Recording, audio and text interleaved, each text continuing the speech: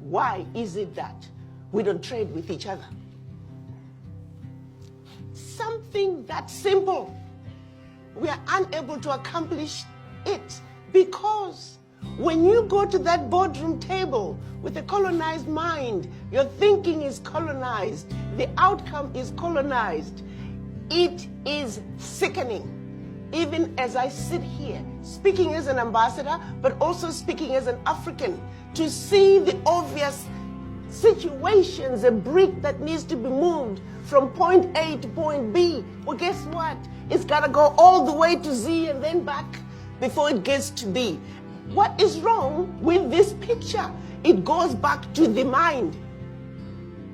The African mind must change. We need more people like this young man here, because what is happening in Africa today is unacceptable.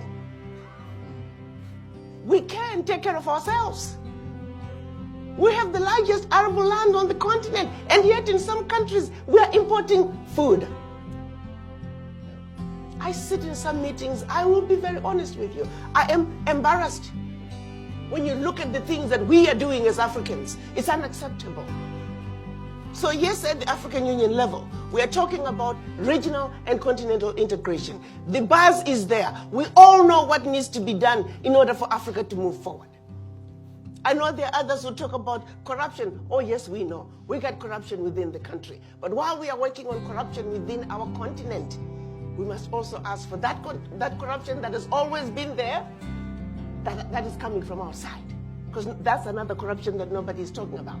They all make it look like, oh, corruption in Africa. Yes, we have corruption, but there's even more corruption coming from outside. I mean, some of you, if you ever have the opportunity to fly low above DRC or some of the Central African countries, you'll find tarmacs in the middle of the jungles.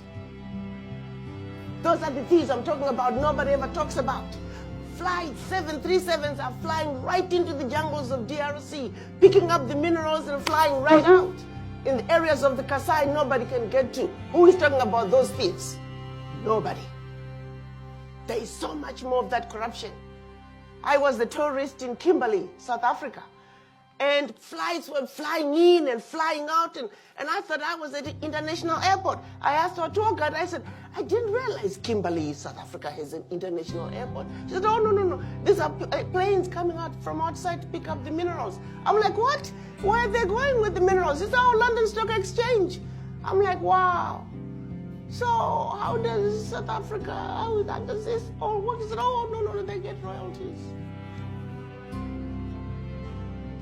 That, ladies and gentlemen, is the monster in the room.